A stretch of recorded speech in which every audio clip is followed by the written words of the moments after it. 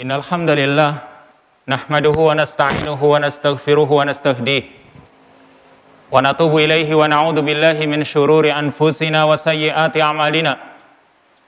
May yahdihillahu fala mudilla lahu wa may yudlil fala hadiyalah. Asyhadu an la ilaha illallah wahdahu la syarika lah wa asyhadu anna Muhammadan 'abduhu wa rasuluh. Ya ayyuhalladzina amanu taqullaha haqqa tuqatih wa la tamutunna illa wa antum muslimun. Ya ayyuhan nasu taqu rabbakumul ladzi khalaqakum min nafsin wahidah wa khalaqa minha zawjaha wa bassa minhuma rijalan katsiran wa nisaa'a wattaqullaha alladzi tasaaluna bihi wal arham innallaha kana 'alaikum raqiba. Ya ayyuhalladzina amanu taqullaha wa qulu qawlan sadida yuslih lakum a'malakum wa yaghfir lakum dhunubakum wa may yuti'illaha wa rasulahu faqad faza fawzan 'azima. Summa amma ba'du fa inna asdaqal hadits kitabullah wa khairal huda huda Muhammadin sallallahu alaihi wa alihi wasallam wa syarral umuri muhdatsatuha fa inna kulla muhdatsatin fid dini bid'ah wa kulla bid'atin dhalalah wa kulla dhalalatin finnar. Ma'asyiral muslimin wa zumratal mu'minin ikhwatal kiram a'azanallahu jami'an. Sidang jamaah Jumat Masjid Al-Awwabin yang semoga senantiasa dimuliakan oleh Allah. Sebagaimana biasa, marilah pada kesempatan yang baik ini kita sama-sama berusaha meningkatkan ketakwaan kita kepada Allah Subhanahu wa taala. Takwa dalam arti kita berusaha menjalankan perintah-perintah Allah dan menjauhi larangan-larangannya. Serta marilah kita bertaqarrub kepada Allah, mendekatkan diri kita kepadanya dengan memenuhi panggilannya.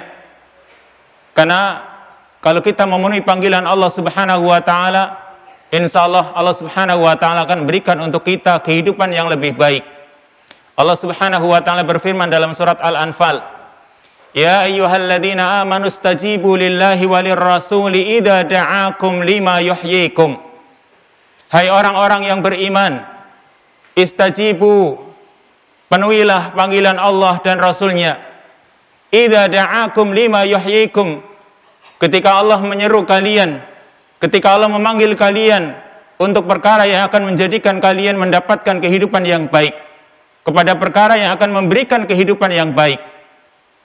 Sidang jamaah Jumat yang dimuliakan oleh Allah, seorang mukmin yang kuat, maka dia lebih baik dan lebih dicintai oleh Allah Subhanahu wa taala dibanding mukmin yang lemah, sebagaimana yang Rasulullah sallallahu alaihi wasallam sabdakan dalam hadis riwayat Imam Muslim, Al-mu'minul qawiyyu khairun wa ahabbu ila Allah minal mu'minid dha'if wa fi kullin khair. Seorang mukmin yang kuat itu lebih baik dan lebih dicintai oleh Allah Subhanahu wa taala dibanding seorang mukmin yang lemah, meskipun pada masing-masing terdapat kebaikan. Maka jumhur ulama, mayoritas ulama mengatakan yang namanya kuatnya seorang mukmin yaitu karena kuatnya keimanannya, kuatnya ibadah dia kepada Allah Subhanahu wa taala, kuatnya agamanya. Dan ini perkara yang pokok. Karena kalau kita memiliki jasmani yang kuat, tapi dengan keimanan yang lemah, maka ini berbahaya. Maka jumhur ulama menyatakan seperti Al-Imam An-Nawawi. Beliau menyatakan yang dimaksud Al-Imanul Qawi atau Al-Mu'minul Qawi, seorang mukmin yang kuat, yaitu kuat imannya, kuat agamanya, sekalipun tidak menafikan kuatnya jasmani, kuatnya fisik. Karena kita juga membutuhkannya, karena itu juga penting bagi kita. Kita memiliki fisik yang kuat, maka itu juga sangat kita butuhkan. Maka pada kesempatan yang baik ini, kita mencoba untuk merenungi amal-amal ibadah yang itu sebenarnya mudah dilakukan, tapi bisa menjadikan fisik kita itu kuat. Kita memiliki kekuatan dalam urusan jasmani kita. Apa saja itu? Yang pertama, yaitu kita berzikir kepada Allah Subhanahu wa taala dengan zikir-zikir yang khusus. Zikir ini mudah, tapi bisa memberikan kekuatan pada diri kita. Yang pada dasarnya semua zikir itu bisa menambah kekuatan kita. Akan tapi Ada zikir khusus yang diajarkan oleh Rasul Sallallahu Alaihi Wasallam kepada kita, yang kalau kita lakukan, insya Allah itu akan menjadikan kita memiliki kekuatan dan kita bisa melaksanakan aktivitas dengan baik di dunia ini. Yaitu yang Rasulullah SAW ajarkan kepada putri beliau dan juga menantu beliau, Fatimah radhiyallahu anha dan Ali bin Abi Thalib radhiyallahu anhu. Ketika keduanya mengeluh kepada Rasulullah SAW meminta pembantu, maka Rasul Sallallahu Alaihi Wasallam mengatakan kepada keduanya, awala adullukuma ala ma huwa khairun lakuma min khadim. Maukah kalian kutunjukkan tentang suatu yang itu lebih baik dari pembantu yang kalian inginkan? Yaitu Nabi SAW mengatakan, ida awaituma ila firashikuma fasabbiha salasan wa salasin wahmada salasan wa salasin wa kabbira arba'an wa salasin. Jika kalian beranjak ke ranjang-ranjang kalian, ketika kalian hendak tidur, maka bertasbihlah sebanyak 33 kali. Dan bertahmidlah, ya, ucapan subhanallah 33. Lalu bertahmid, ucapkan alhamdulillah 33. Dan bertakbirlah 33 4 kali. 34 kali, yang berarti genap menjadi 100. Kata Nabi SAW kepada keduanya, fahada khairun lakuma min khadimin. Maka ini lebih baik bagi kalian berdua dibanding pembantu. Maka kalau kita renungi hadis ini, kalau kita membiasakan sebelum tidur kita berzikir dengan zikir khusus ini yang diajarkan oleh Rasul sallallahu alaihi wasallam, maka insya Allah ketika kita bangun kita bisa mendapatkan kekuatan dalam hidup kita untuk menjalani aktivitas. Dan insya Allah itu juga akan memberikan banyak pahala untuk kita. Intinya Allah akan berikan kekuatan sehingga mungkin kita tidak butuh pembantu dalam kehidupan sehari-hari. Ini yang pertama, zikir khusus yang diajarkan oleh Nabi Sallallahu Alaihi Wasallam dengan membaca tasbih atau tahmid dan juga takbir 33, 33 dan 34. Ini kalau dibiasakan semoga memberikan kekuatan bagi diri kita. Ini yang pertama. Lalu yang kedua, yaitu beristighfar kepada Allah Subhanahu wa taala, memohon ampun kepadanya. Perlu kita ketahui bahwasanya yang namanya dosa itu membuat kita lemah. Membuat kita itu terhalang dari berbagai macam kebaikan. Maka solusinya adalah kita beristighfar kepada Allah, memohon ampun kepada Allah dan bertaubat atas dosa-dosa kita. Insya Allah orang yang bertaubat dan beristighfar kepada Allah Subhanahu wa taala, Allah akan mengembalikan kekuatan dalam diri kita. Karena dosa-dosa tadi akan melemahkan diri kita, membuat kita itu tidak punya kekuatan. Makanya Allah Subhanahu wa taala berfirman melalui lisan Nabiullah Hud alaihi salam dalam surat Hud. Allah Subhanahu wa taala mengatakan, qala ya qaumi astaghfiru rabbakum summa tubu ilaih yursilis samaa alaikum midrara wa yazidkum quwwatan ila quwwatikum wa la tatawallaw mujrimin. Yang artinya Nabi Hud berkata kepada kaumnya, ya qaumi astaghfiru rabbakum, wahai kaumku, beristighfarlah kalian kepada Rabb kalian, maka yursilis samaa alaikum midrara, niscaya Allah akan mengirimkan kepada kalian hujan yang deras, wa yazidkum quwwatan ila quwwatikum, dan akan menambah kekuatan di samping kekuatan yang ada dalam diri kalian. Wala tatawallaw mujrimin, dan janganlah kalian berpaling dalam keadaan melakukan banyak kemaksiatan atau melakukan banyak dosa.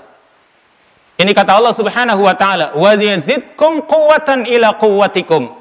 Allah akan menambahkan kekuatan di samping kekuatan yang ada pada diri kalian. Jika apa? Jika kalian mau beristighfar kepada Allah, memohon ampun kepada Allah Subhanahu wa taala. Maka ini diterapkan oleh Nabi kita Muhammad sallallahu alaihi wasallam dalam sehari, bahkan dalam sekali majelis Nabi sallallahu alaihi wasallam berzikir 100 kali atau bahkan lebih. Ini dalam sekali majelis Nabi sallallahu alaihi wasallam berzikir lebih dari 100 kali, apalagi kita harusnya kita lebih dari itu.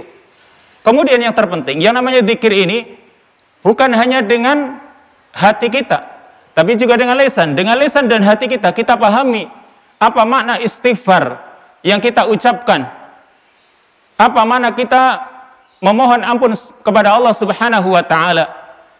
Dan tentunya pula kalau kita itu sudah beristighfar kepada Allah Subhanahu wa taala, maka jangan kita teruskan dosa-dosa kita. Kita berhenti dari dosa-dosa kita. Karena ini yang namanya makna istighfar. Kita mohon ampun, tapi kita harus hentikan diri kita dari berbagai dosa. Insya Allah Allah Subhanahu wa taala akan berikan kekuatan pada diri kita. Lalu yang ketiga, yaitu bersyukur kepadanya atas nikmat kekuatan yang Allah berikan kepada diri kita dan keselamatan, kesehatan dan keselamatan. Karena kalau kita bersyukur, itu ibarat kita itu menemukan kembali sesuatu yang hilang dalam diri kita. Dan juga kita seolah-olah mengikat sesuatu yang sudah ada sehingga tidak akan lepas. Karena Allah Subhanahu wa taala insyaallah akan mengembalikan kekuatan kita pula. Kalau kita bersyukur atas nikmat sehat yang Allah berikan kepada kita, Allah akan menambahkan kesehatan yang lain.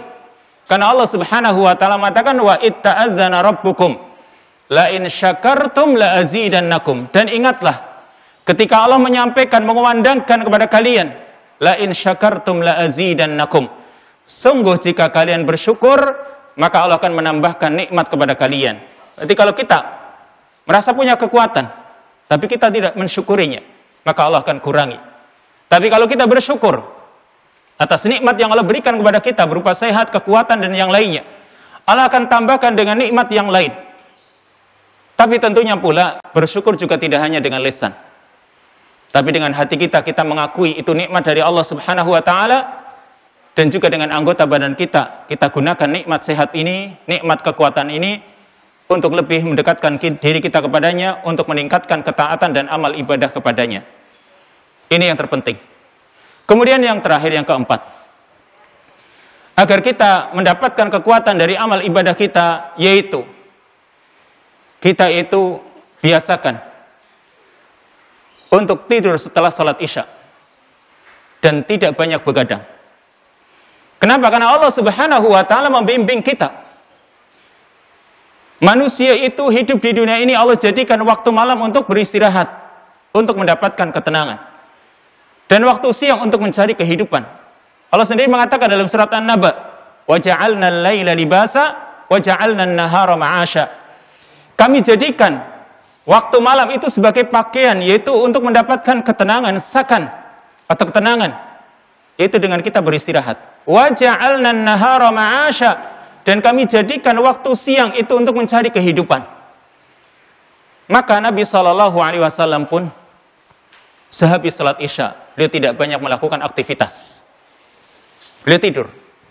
Lalu di pertengahan malam, beliau bangun untuk qiyamul lail. Lalu beliau qiyamul lail selama sepertiga malam.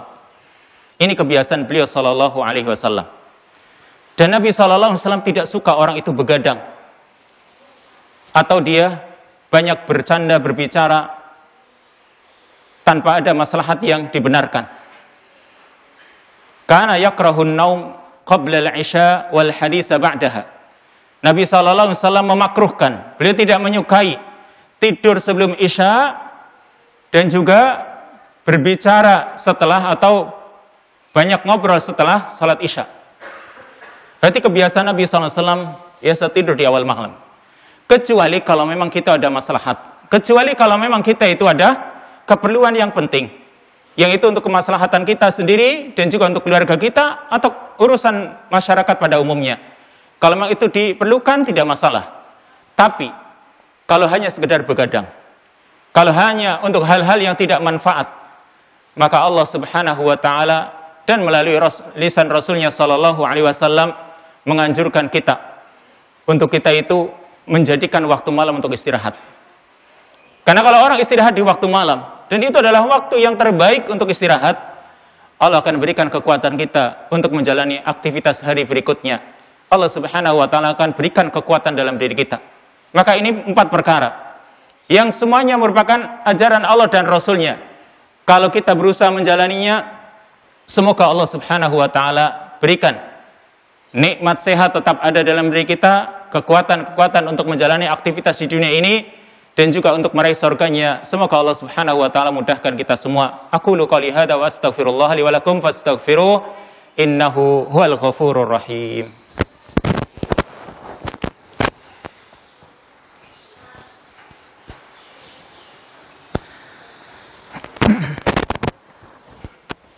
Alhamdulillah. Alhamdulillahi wa kafa wassalatu wassalamu ala nabiyyihil mustafa wa rasulihil mujtaba wa ala alihi wa ashabihi wa man bihudahu muhtada. Ikhwatal iman azanallahu jami'an. Sidang jamaah Jumat yang dimuliakan oleh Allah. 4 perkara yang tadi sudah dibahas di khutbah yang pertama. Yang itu semua adalah amalan yang ringan. Berzikir kepada Allah dengan zikir yang khusus sebelum tidur terutama. Kemudian beristighfar kepadanya, lalu bersyukur atas nikmat sehat, nikmat kekuatan yang Allah berikan, serta yang terakhir yaitu kita berusaha untuk bisa tidur setelah salat Isya dan juga tidak begadang. Maka kalau semua itu dijalani, insya Allah, karena ini merupakan ajaran Allah dan Rasul-Nya, yang Allah Subhanahu wa Ta'ala dan Rasul-Nya tidak pernah menginginkan kita itu untuk menjadi orang yang celaka, tapi justru kita akan mendapatkan keberuntungan. Allah Subhanahu wa Ta'ala mengatakan, wa ati'ullaha war rasula la'allakum tuflihun. Taatilah Allah dan Rasul-Nya agar kalian mendapatkan keberuntungan. Berarti keberuntungan yang hakiki, yang sebenarnya kita akan dapatkan kalau kita mau mentaati apa yang Allah dan Rasul-Nya perintahkan. Innallaha wa malaikatahu yusalluna 'alan nabi ya ayyuhalladzina amanu sallu 'alaihi wa sallimu taslima. Allahumma salli ala Muhammad wa ala ali Muhammad kama sallaita ala Ibrahim wa ala ali Ibrahim innaka Hamidum Majid. Wa barik ala Muhammad wa ala ali Muhammad kama barakta ala Ibrahim wa ala ali Ibrahim innaka Hamidum Majid. Rabbana dhalamna anfusana wa illam taghfir lana wa tarhamna lanakunanna minal khasirin. Allahumma arinal haqqa haqqan warzuqna ittiba'ah wa arinal batila batila warzuqna ijtinabah. Rabbana aqsim lana min khasyatika ma tahulu bihi bainana wa baina ma'siyatik wa min ta'atika ma tuballighuna bihi jannatak wa minal yaqini ma tuhawwinu alaina masa'ibad dunya. Allahumma matti'na bi asma'ina wa absarina wa quwwatina ma ahyaitana waj'alhu al-warisa minna waj'al sa'rana 'ala man zalamana wansurna 'ala man 'adana wa la taj'al musibatana fi dinina wa la taj'alid dunya akbara hammina wa la mablagha ilmina wa la tusallit 'alaina man la yarhamuna. Rabbana atina fid dunya hasanah wa fil akhirati hasanah wa qina adzaban nar walhamdulillahi rabbil alamin wa aqimis shalah.